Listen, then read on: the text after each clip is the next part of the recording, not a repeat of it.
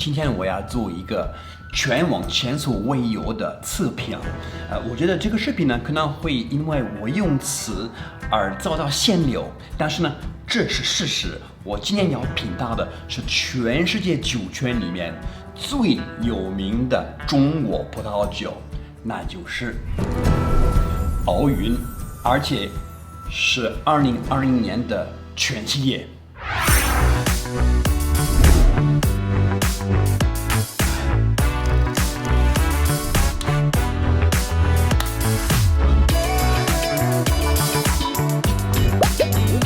在我的职业生涯中呢，我应该品到了3000多款国产酒，也走访了100多家中国酒庄的。让我印象最深刻的一家酒庄，尤其是在葡萄园的精细度方面呢，毫无疑问就是敖云。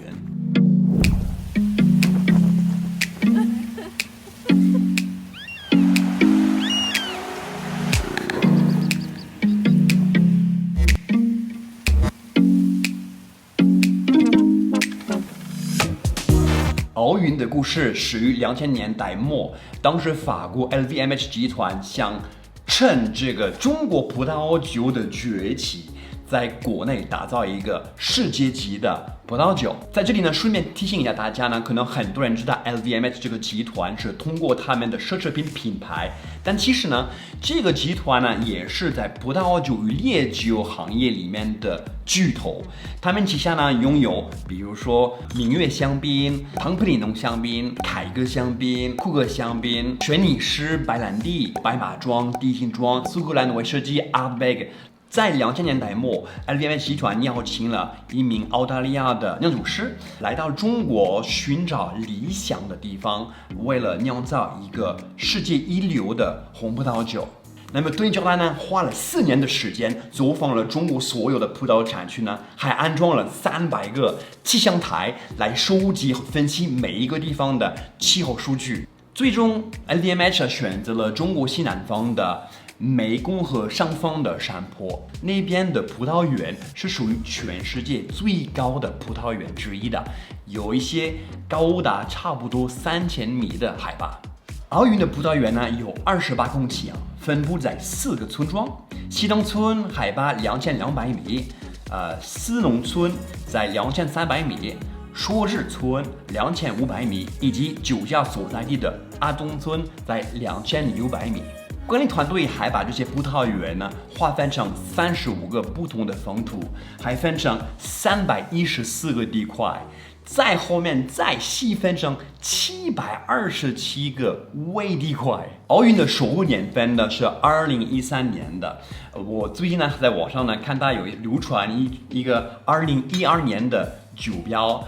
我跟那个总经理兼首席酿酒师 Maxence 有过一些交流，他跟我说呢，这个是假酒了，不存在了啊。虽然2013年和2014年获得了一些酒评家的比较高的分数啊，当时呢，我对这些葡萄呢，实话实说呢，有些失望。我当时呢还给他们打分，我记得是86、87分这样子的。但是呢，我对这个酒庄呢，一直以来呢是充满着信心。毕竟呢，有一个超级大的投资在背后，而且呢，他们的风土呢，确实是非常非常的好。所以今天呢，特别高兴能品到的是2020年的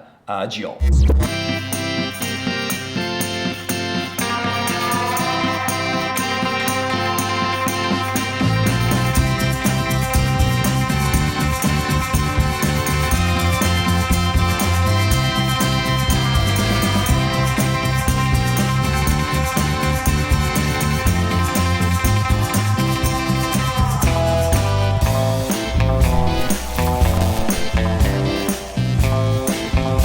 好了，我品鉴了这5款酒，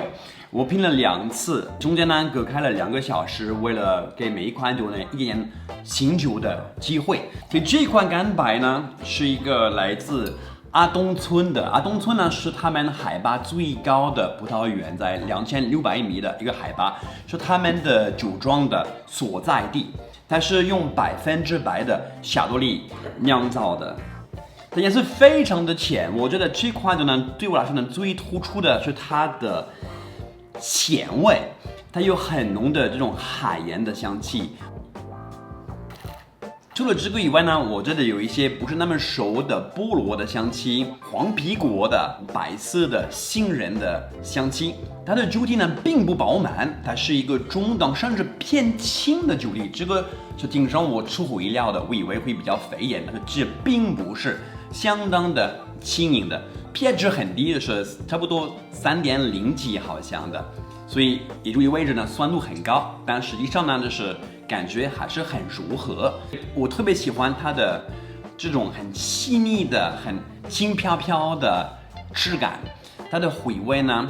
不是特别的长，中等的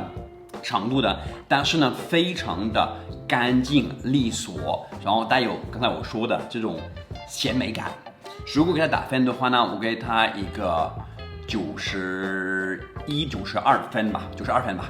为什么不给更多呢？我觉得它稍微缺乏一点点这个浓缩度，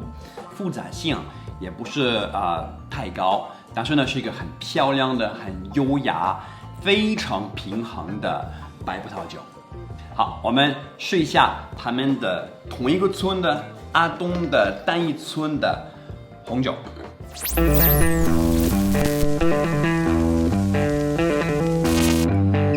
所以这一款阿东的红葡萄酒呢，它的混酿是60%的赤霞珠，10%的品丽珠和30%的希腊。我品的时候呢，我根本没有看了这个配方，但是闻的时候呢，我发现呢有非常明显的紫罗兰的香气，所以有30%的希腊，我觉得明白它的这个紫罗兰的香气是哪里来的。它的香气方面呢是非常的浓郁，很成熟，但是呢它没有太过熟，就正好是熟到点上，黑醋栗、黑莓和桑葚，略有一点点这种植物的清香。它非常的年轻，感觉它呢是刚装瓶没有多久的，非常的新鲜活泼。它也不是饱满风格的，跟以前的奥运就很不一样的。相对来说呢，是一个中档酒体，酒精度呢13.5度的。以前我记得刚开始的时候呢，奥运有一些15度酒精的一些葡萄酒，略有一点橡木桶带来的烟草的香气呢，但是不是非常非常的霸道。单宁相当的细腻，余味呢也是非常干净的，留下一个非常清凉的感觉。如果给这款酒打分的话呢，我会给它打91分到92，刚91吧，因为就回味呢稍微弱了一点点，虽然很干净呢，但是那个长度呢不是特别的长，91分呢毫无疑问是没有问题的。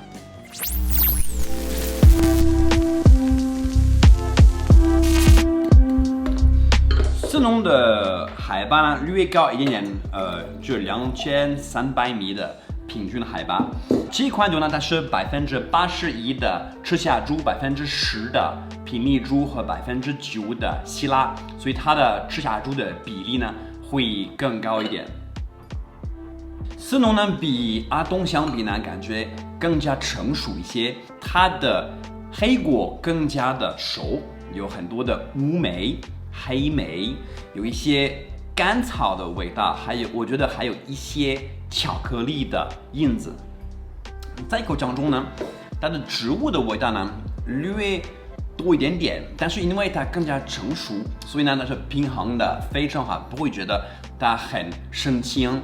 做的非常的平衡。它的单宁呢比阿东稍微更加的厚实一些，回味呢稍微也更浓缩、更集中一点。所以给这款酒打分的话呢，我可能会给分数高一点点，可能92分到93最多，对，92分吧，挺好喝的。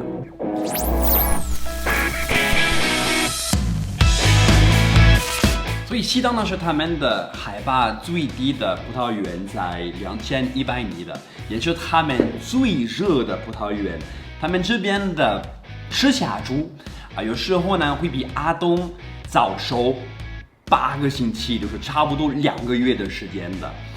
好在它的土壤的保水性好像要好一些，所以可以稍微调节这个为气候。这款酒呢是让我最出乎意料的，因为我以为我会喜欢海拔高一点的阿东，但是我发现呢，这个熄灯的结构感、香气的浓缩度，它的这个成年潜力，我觉得好过前面的思农和阿东。它的香气方面呢，明显会比前面2款呢还要首一个等级，但是呢，它还是没有这种甜和这种肥或者腻的这种表现，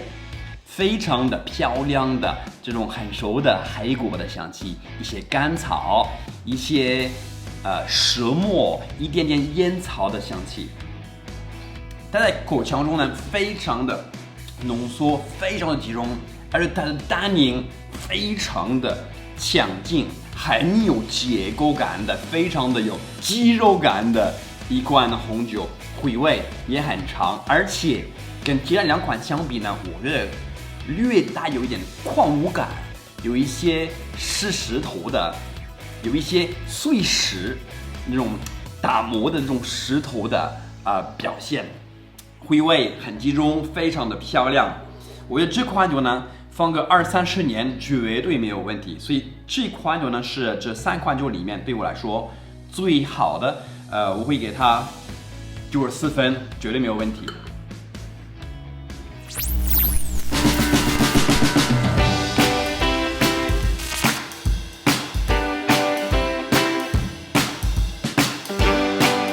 所以这个奥运正牌酒的品种比例的是60%的赤霞珠，19%的品尼珠，10%的美洛，6%的希拉，5%的小威尔多。绝大多数的葡萄酒呢是来自说日和阿东。它在30%的新桶陈酿了12个月，还有30%的旧桶和40%在砂岩罐里面陈酿的，类似于陶罐的。我觉得这款酒呢，确实比前面的这几款，我觉得更加好一点。好在它的优雅、它的细腻和它的平衡性。在香气方面呢，是一个非常的标准的这种波混的风格，非常清新的黑加仑、蛇末铅笔芯的味道，一些黑莓、一些黑樱桃的香气，都是黑果类香气的。它比西灯呢更优雅一点，更细腻。它也不是饱满风格，对我来说它是一个中档酒体的，没有太多的橡木桶的味道，略带有一点点香草的，一点点这个木香本身的。但是说实话呢，是叫什么若隐若现的表现。它的回味呢也是非常的干净，非常的优雅细腻的，带有一点这种矿物质感。如果给他们的正牌酒打分的话呢，我会给一个95到96分这样的。所以呢，我觉得确实奥运这几年的进步真的非常非常大，而且我很喜欢他们把新桶的比例呢稍微降低，使得它的更加易饮，口感更加的清爽。酸度相当的高，刚才我没有跟你们说，但是Mark Sounds 给我发了一些数字，我觉得很有意思。它的 pH 值是3.35的，所以如果你们是比较资深的行业人士的话呢，你们应该知道了3.35的 pH 呢是相当高的酸度。刚才王鑫也品了，他个人觉得熄灯比这个奥运更加好一点。我个人觉得确实很难说，我觉得可能奥运相对来说呢，对我来说呢更加细腻精致一点。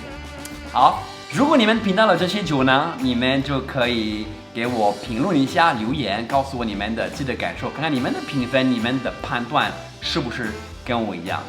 好了，我们下一次再见。